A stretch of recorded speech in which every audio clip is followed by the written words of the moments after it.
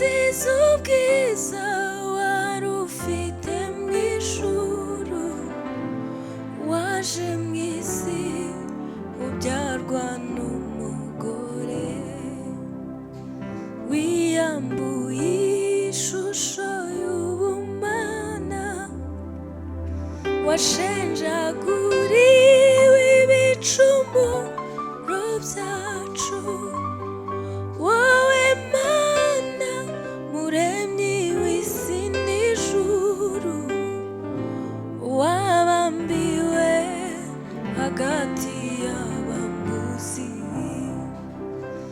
Intego yawe yari ukudukiza umwijima n'urupfu rw'iteka.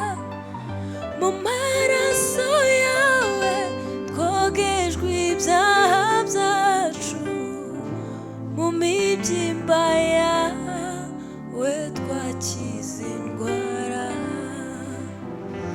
Intego yawe yari ukudukiza umwijima n'urupfu rw'iteka. Mu maraso yawe twogejwe ibyaha byacu, mu mibyimba yawe twakize indwara. Ku musaraba wawe mwiza niwo amahanga yacunguriwe. Igorogota wavanye iminyago, wirongeye mu maraso yawe. Uri intwari Yesu, uri inyamibwa,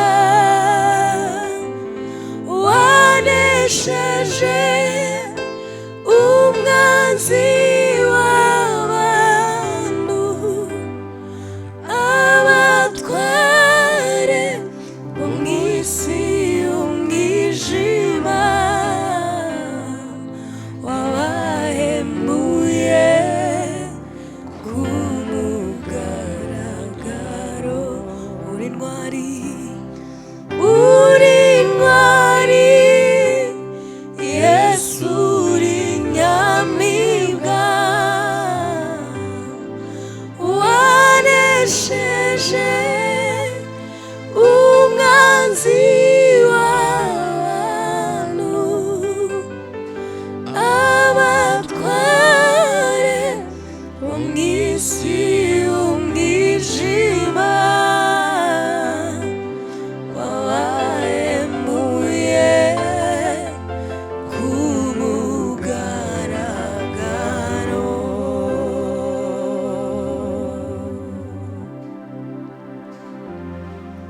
Intego yawe yari ukudukiza umwijima n'urupfu rw'iteka.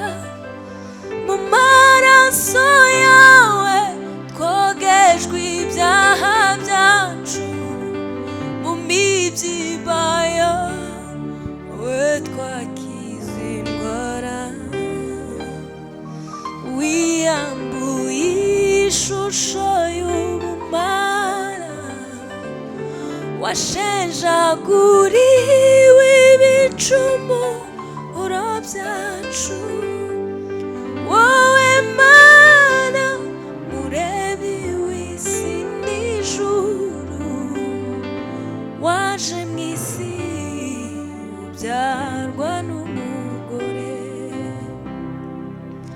Intego yawe yari ukudukiza umwijima n'urupfu rw'iteka.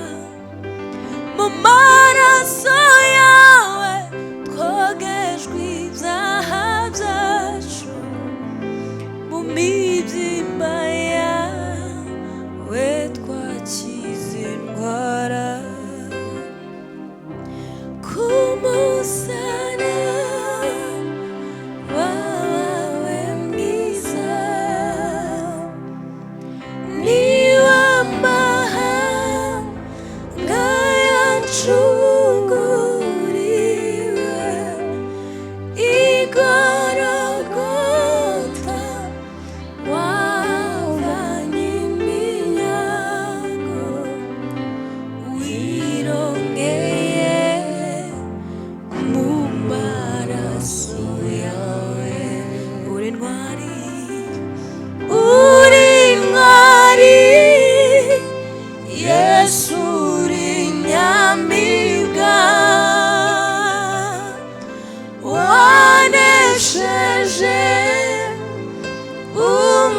imbabazi